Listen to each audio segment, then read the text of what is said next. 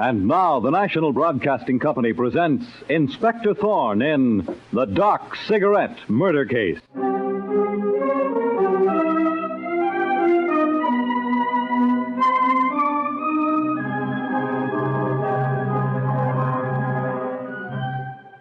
Tonight, the National Broadcasting Company presents the exploits of the spectacular young Inspector Thorne of the Homicide Bureau, whose investigations rank with many of the most celebrated ones in the annals of crime fiction. An investigator smart enough to claim he is dumb and modest enough to believe it. Tonight, Inspector Thorne turns to the Doc Cigarette Murder Case.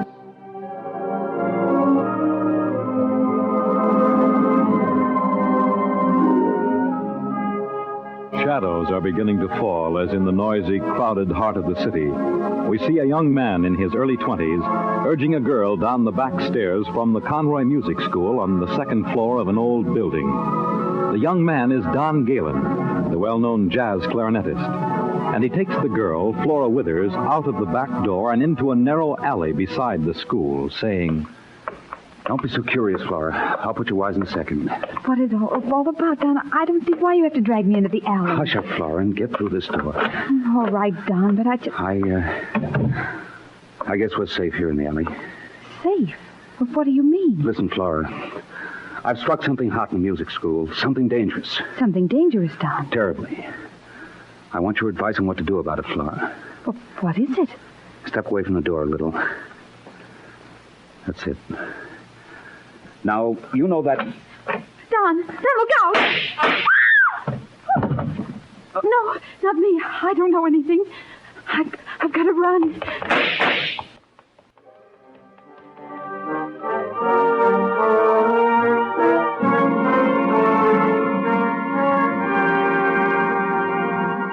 And now, a few minutes later, we see policemen holding back the crowds at each end of the alley, while a police sergeant stands guard over the body of the murdered man lying at the back door leading to the Conroy Music School. Suddenly, a quiet but authoritative man comes through the crowds. The fabulous Inspector Thorne of Homicide, and approaches the police sergeant, saying, "You beat me to it, Sergeant Muggin." I was right on call, Inspector Thorne. What's the pitch? This young guy caught some lead in his back, Chief. His name's Don Galen, according to stuff in his pocket. Don Galen, huh? Any witnesses? No one. The cop on the beat heard shooting and ran over. Likewise, some citizens walking on the avenue. It was all over by that time. See, this door leads upstairs, Muggin. Yeah, Chief, it goes to the Conroy Music School. I've kept everyone in there. Good work. There might be a connection with the dead young man, Don Galen, and the school. That's what I figured. Conroy Music School, huh? Is that Lou Conroy, Muggin, the man who was once a big-time jazz musician? Right the first crack, Chief. Conroy owns and runs the school. And is he putting up a holler? A holler? Conroy says we've got no right to hold him or anybody else in the school. That's so, Muggin. Let's go upstairs to the Conroy Music School. We're starting with Mr. Lou Conroy.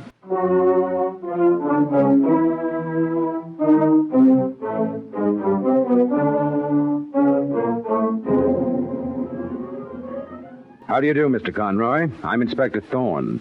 You've met Sergeant Muggin, I believe. He sure has. Sergeant Muggin has been taking some pretty high-handed measures around here, Inspector Thorne.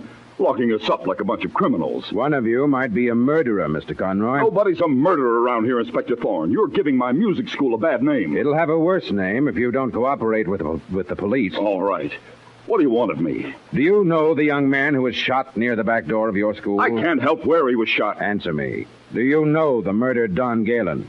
He was a teacher here at the Conroy Music School. So the dead man was a teacher here, and you object to talking to the police. I wonder why. Oh, now, look, Inspector Thorne, you're getting this wrong. Am I, Mr. Conroy? Oh, I guess I got too riled up. But you see, I built this school on my own reputation, and it means a lot to me. I can't have people fouling it up. Especially the police, Mr. Conroy? I'm telling you what I know. Go on. You say the murdered Don Galen was a teacher here. Yes, Inspector Thorne. Don was only about 25, but he had a hot name as a clarinet player. We put him on the staff for prestige. Come to think of it. What, Mr. Conroy? Just before the murder, I saw Dawn go out with one of the pupils here in the school. What pupil? A would-be blues singer, Flora Withers. She was studying here. I noticed them because it seemed to me that Dawn Galen was sneaking out with Flora, sneaking down the back stairs. They weren't sneaking. Judy. Oh, Inspector Thorne. Sergeant Muggan. This is my niece, Judy Smith. Well, I heard what you were saying, Uncle Lou, and it isn't so. I saw Dawn and Flora go out, and they weren't sneaking at all, Inspector Thorne. Do you work here at your uncle's music school, Miss Smith? Yes, Inspector Thorne, I do the secretarial work. And I was right in my office at the head of the back stairs when Dawn Galen and Flora Withers left. You're a fool, Judy. Why don't you stay out of this? Well, why should I, Uncle Lou? Because Flora shot Dawn Galen. Why do you say that, Mr. Conroy? Yes, Uncle Lou, why? Well, if I must talk, because of you, Judy. Because of me. You stole Dawn away from Flora, didn't you? That's a perfectly horrible thing to say. But is it true, Judy? It most certainly is not, Inspector Thorne. Why, Flora Withers and I were friends. I've got eyes in my head, Judy. I saw Dawn making up to you. But Flora didn't care, and even if she did, she'd never murder anybody, Uncle Lou. Why, she's a nice girl. In that case, where is Flora Withers? She was due here for a lesson with me, and she hasn't turned up. It looks as if she's taking it on the lam. You've got something there, Mr. Conroy. Sergeant Muggan, send out a call to pick up Flora Winters. Got you, Chief. Who else is in the school now, Mr. Conroy? Only Bob Seymour, the business manager, and my wife, Evelyn. The dinner hour is always quiet, Inspector Thorne. Where are Bob Seymour and your wife? Oh, Bob Seymour was very busy getting out some instruments that we rent and repair as a sideline. He's in the room at the end of the hall. And your wife? Oh, my wife, Evelyn, was waiting to go out to dinner with me. She's probably reading a magazine somewhere. Well, Mr. Conroy, I think I'll have a talk with your business manager, Bob Seymour. Bob Seymour couldn't have anything to do with this, Inspector Thorne. I'm just a dumb cop, Conroy. But I can't help wondering why you don't want me to talk to anybody. Don't try to leave here until I give the word.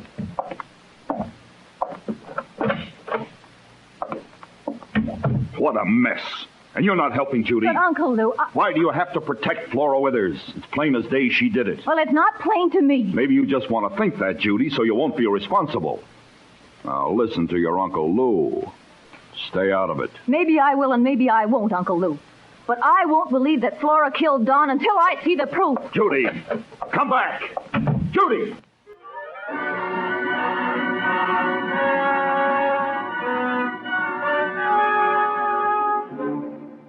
And now, as Inspector Thorne enters the office of Bob Seymour, business manager of the Conroy Music School, we hear...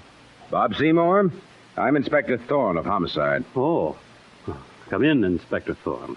Well, you've got quite a stock of musical instruments in this room. They come and go, rent and repair stuff. A good service for musicians and a fairly profitable sideline for the school. Mm-hmm. What did you know about the murdered clarinet player, Don Galen? Well, he brought us a lot of business, Inspector Thorne. You have a one-track mind, Mr. Seymour. I suppose I do. But I hardly knew Don outside of business, except that one of the students had a crush on him. Oh, really? Mm-hmm. A pretty kid named Flora Withers, trying to be a blues singer. Inspector Thorne, Yes, Sergeant Muggan. the alarm's out for Flora Withers. First step, she didn't go home. You mean Flora Withers is missing? That's right, Mr. Seymour. So Flora Withers killed Don Galen. Maybe, Mr. Seymour. But if Flora's missing, she was jealous of the little secretary here, Judy Smith. So I've heard. Now, who's that? That's Evelyn, Mrs. Conroy, playing that phonograph of hers again. Funny time for Mrs. Conroy to be playing a record. And a funny song to pick, Muggan. Frankie and Johnny, the torch song of the ages. Evelyn Conroy used to be a popular torch singer before she lost her voice and her looks, Inspector Thorne.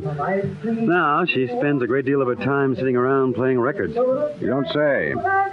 Did Mrs. Conroy have any dealings with the murdered Don Galen, Mr. Seymour? Just that Mrs. Conroy is the one who suggested giving Don Galen a teaching job here at the school. You mean it wasn't her husband's idea, even though he owns the school? Evelyn practically forced Conroy to employ Don Galen here at the school. Why did Conroy object? Oh, jealous, I guess, Inspector Thorne. Conroy was a big-timer one. Likes to lead the band, not play second fiddle to a famous clarinet player like Don Galen. So Evelyn Conroy sponsors Don Galen, and he's murdered. And now she's playing this particular record, Frankie and Johnny. Holy hat, Chief. You don't think... I'm not up on music, Muggin, but I remember one verse of that song. It goes, Johnny saw Frankie a-comin'. Please now, Frankie, don't shoot. But Frankie put her finger on the trigger, and the gun went root-toot-toot. She shot her man because he done her wrong. Golly, Inspector Thorne. Maybe Evelyn Conroy was in love with Don Galen. Maybe she killed him out of jealousy. Let's go, Sergeant Muggin, and see if we can find out. Okay, Chief. It's coming from one of these small rooms down the hall. Must be this one. Yes, there's Evelyn Conroy at the phonograph. Mrs. Conroy. Yes? I'm Inspector Thorne of the police. This is Sergeant Muggin. We heard the record you were playing, Mrs. Conroy. I was just amusing myself while waiting for my husband. With the dead man on the doorstep? Why not? I may be wrong, but it seems an odd time to play a torch song. That depends, Inspector Thorne. This particular one I'm playing is very appropriate, seeing that Flora shot her man because he done her wrong. Flora Withers, Mrs. Conroy. Of course. Who else? You yourself have been suggested, Mrs. Conroy. Me? That's absurd. Is it? Bob Seymour says you got Don Galen on the staff of the music school. Well, suppose I did. For what reason? Now I see what you're driving at. I got Don Galen on the staff because he was an asset to the school, and for no other reason. So you say. There was nothing personal between me and Don Galen, Sergeant Muggin. Listen, sister, between your kind and a guy, it's always personal. I don't have to take such cracks. Ha ha. I'll bet Mr. Big Mouth Seymour didn't tell you that he had a fight with Don Galen. You say Bob Seymour and the murdered man, Don Galen, had a fight? I'll say they did, Inspector Thorne. Don accused Bob of holding out money, commissions on pupils that Don brought into the school. The murdered man accused Bob Seymour of cheating him. That's right. Frankly, I'm puzzled, Mrs. Conroy. Your husband owns and runs this music school. Wouldn't he know about the money as well as Bob Seymour? This was something between Bob and Don. Really? Don Galen could have found out that both Bob and your husband were cheating him. Get hep, Inspector Thorne. That would-be blues singer, Flora Withers, shot Don. It's obvious. So everyone tells me. But maybe I'm too stupid to see it this fast. Flora was nuts for Don, get it? And he was going for my niece, Judy. Is that so? If Flora didn't kill Don, why would she take it on the lam? How did you know Flora Withers is missing? Why, my husband told me. I wonder what else your husband told you, Mrs. Conroy. What do you mean? I wonder if he told you to put suspicion on Flora. He did nothing of the kind. Or was it your own idea? Come on, Sergeant Muggin. Okay, Chief. What next? I'm bothered, Muggin. It doesn't fit together. It's like a jigsaw puzzle with a piece missing. If you ask me, there are too many pieces. None of them right. Come on down the hall to the back stairs. Okay, Chief. Listen, maybe we are looking for trouble. The fact is the would-be blues singer Flora Withers went down those back stairs with the murdered Don Galen. And now Flora's missing. Flora Withers looks guilty, Muggin, but what gets me is the way all these other people in the music school are reacting. You think one of them did it? Well, I don't know, but if the blues singer did it, why did the others act so suspicious? Yeah. And yet, they're not really suspicious. All I get is hints. Take it easy, Chief. I must be dumber than I thought, Muggin. If only I had... Muggin, there on the floor. Maybe that's the missing piece of the puzzle. That cigarette butt? This isn't just an ordinary cigarette butt. Take a look at that filler. It's unusually dark and ragged. A reefer. Yes, a reefer. That's what cigarettes filled with dope, marijuana, are commonly called. What's a dope-filled cigarette doing in the hall of a music school? Exactly, Muggin. What I want to know is, where and how does drug trading come into this? If it does. Or was it a crime of passion after all?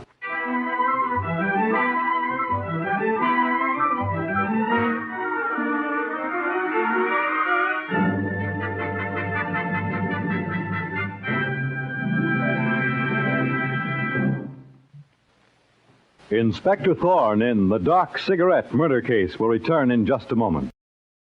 Now, back to Inspector Thorne and the Doc cigarette murder case.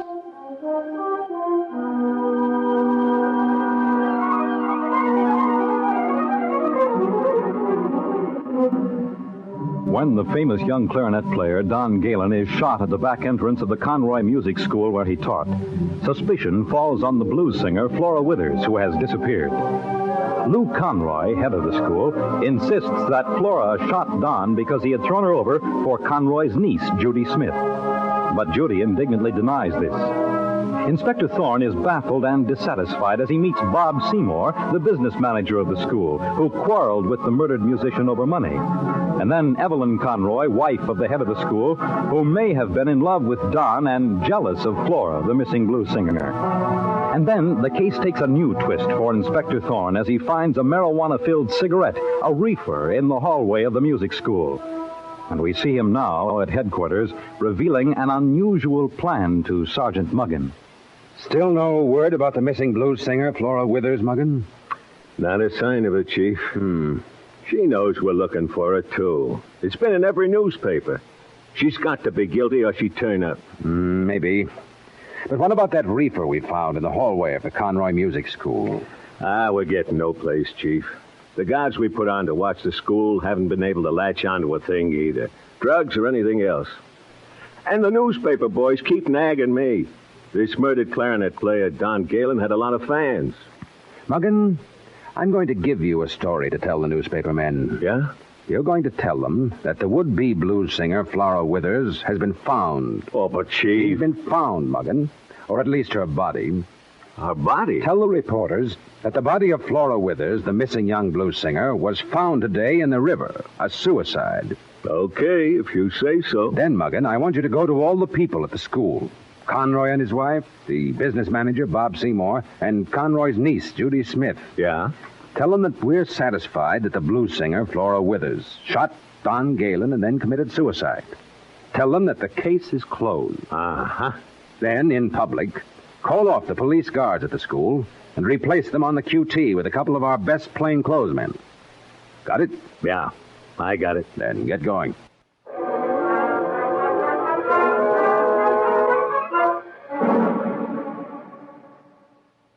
Well, Inspector Thorne, the newspaper story you dreamed up appeared this morning, and the guys at the school have been called off. Good, Muggin. What happens now, Chief? We wait. For what? Maybe for this phone call, Muggin. Inspector Thorne speaking. This is Bob Seymour, Inspector Thorne, the business manager at the Conroy Music School. Yes, Mr. Seymour. This newspaper story about the body of Flora Withers being found in the river, is it true, Inspector Thorne? Why do you doubt it, Mr. Seymour? It just doesn't seem like Flora, though I didn't know her well, of course. Well, Mr. Seymour, the guards at the school have been called off, and you've been told the case is closed. Doesn't that answer your question? Yes, I suppose so. Goodbye, Mr. Seymour.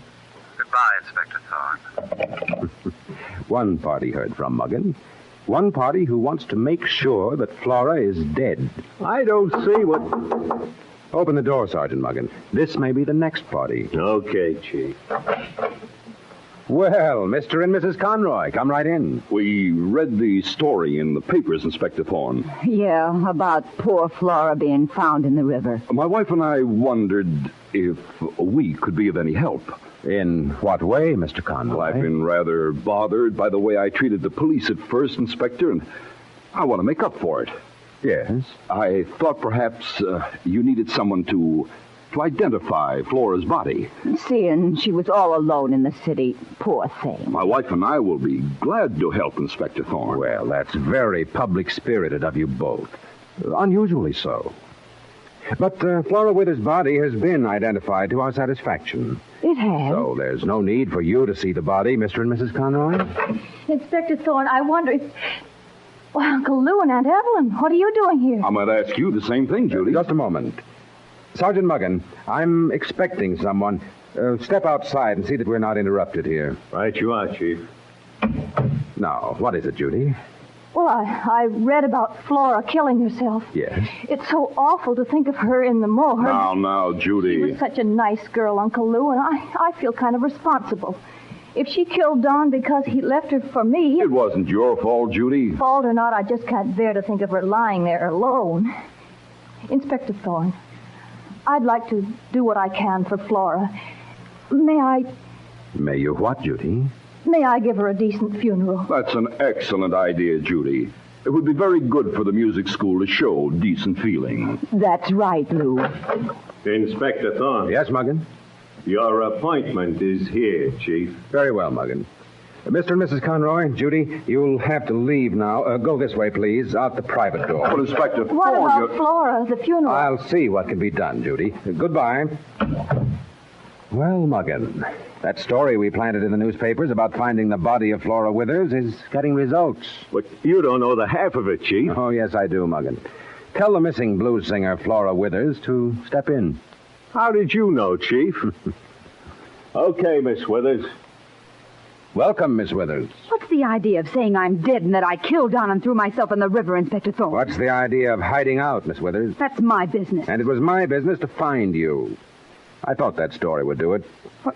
You mean... I mean, it was a plant. Now talk. Well, Inspector Thorne, I had to hide. I was afraid to come here. Afraid of being arrested, Flora? Oh, no, Sergeant Muggin. Afraid of being killed. Like Don. Yes? Don took me down in that alley to tell me something, Inspector Thorne. He got as far as saying he'd found out something dangerous about the music school. And he was shot from the doorway. Who shot him? That's the trouble. I didn't see who it was. The door was only open a little. So we still don't know who killed Don or what he was going to say. No, Sergeant Muggin. But now I'm sure the school is a center for drug distribution. Drugs? And that Don Galen was killed because he found out. How awful. But who's in on it? And where's the proof we need? Miss Withers, you can help us get that proof. Me, Inspector? I warn you, it may be dangerous. Don was my friend, Inspector Thorne. I'd like to get the person who killed him. Very well. Now, listen.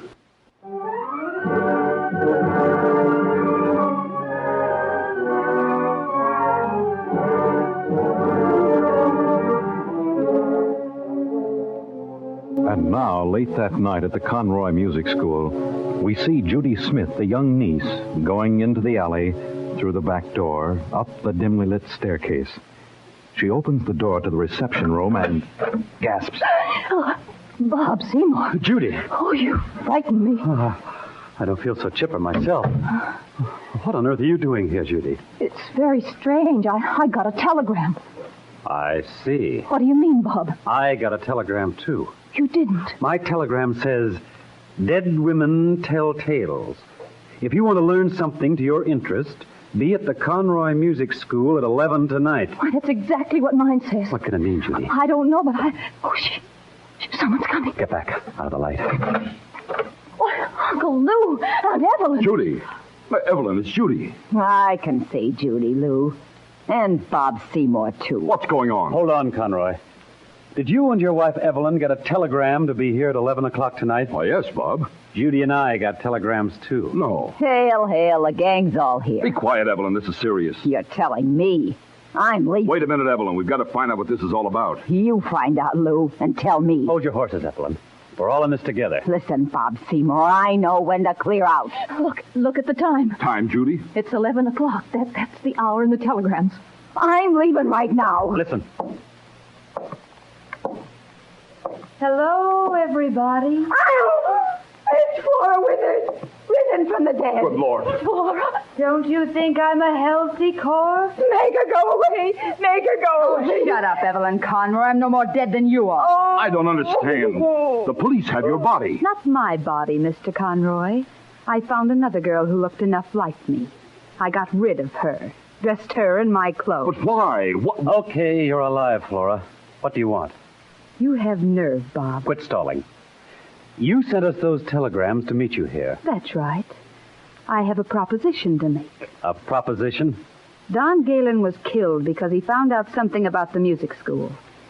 He just had time to tell me what he learned before he was shot. What could Dawn find out about the school? I think you know, Mr. Conroy, and I intend to cash in on it. What are you talking about? I'll put it in plain English. Drugs are being distributed from the school. I have the proof. And I'm going to tell the cops unless you fork over $10,000. No, it's not true. The cops think I'm dead. That's just the way I planned it. And if you behave yourself, I'll just fade away like a good little corpse. Flora, you're mad. I told you I had the proof, Conroy.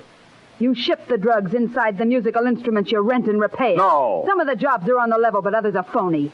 Blinds for shipping dope all over the country to people pretending to be musicians. It's a lie, a crazy lie. I'm calling the police. I wouldn't do that, Conroy. The girl's crazy, Bob. I said, don't call the police. Bob, put down that gun. Get over in that corner, Conroy, with Flora. You too, Mrs. Conroy. Bob! You see, Flora Withers is right. You can't mean... Yes, Mr. and Mrs. Conroy, drugs are being distributed from the school. They're being distributed by me and your niece, Judy. No. Yes, me, Uncle Lou, your innocent little girl. Oh, you and Aunt Evelyn are so stupid a child could fool you. That's enough, Judy. They've got a job to finish. What are you going to do? Unfortunately, you know too much, Conroy, and so does your wife, Evelyn, and Miss Flora Withers. He's going to kill us. You're right, Evelyn. Oh. Judy, go ahead of us. I'm taking them down the stairs into the alley. You go first, and when the coast is clear, knock on the door once. All right, Bob. Get moving, you three, and no funny stuff, or I'll pull this trigger. Drop that gun, Bob Seymour. Inspector Thorne! No! I'm hit! Judy, run for it! I've got Judy, Chief. And I have Bob Seymour, Sergeant Muggin. All the rest of you all right? Yes, Inspector Thorne. You rat, Thorne, you got me in the arm. That's not all you're going to get, Bob Seymour. You and the Conroy's niece, Judy, peddled drugs and killed Don Galen because he got wise. You got no proof. We deny everything. Don't be ridiculous. The state witness is Flora Withers, the blues singer. Flora? Yes, Seymour. Flora died and was resurrected by arrangement with the police. She sent those telegrams by arrangement with the police and knew about the shipments of drugs and the musical instruments because the police intercepted the trumpets you sent out today, believing that the case was closed. I told you to be careful, Bob. Shut up, Judy. You'd better, Judy. I got the whole drug idea when I found the butt of your dope-filled cigarette in the hall. You What? smoked it for courage when the time came for the murder. It had your color lipstick on the tip. Take them away, Muggin.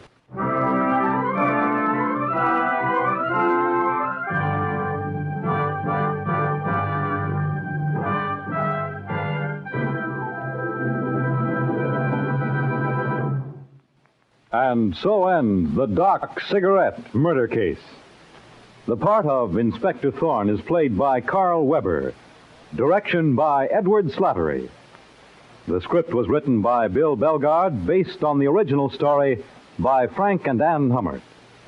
This is Fred Collins speaking, and reminding you that next week, Inspector Thorne in the Nickels and Dimes murder case will be heard next Thursday evening. Consult your local paper for time of broadcast.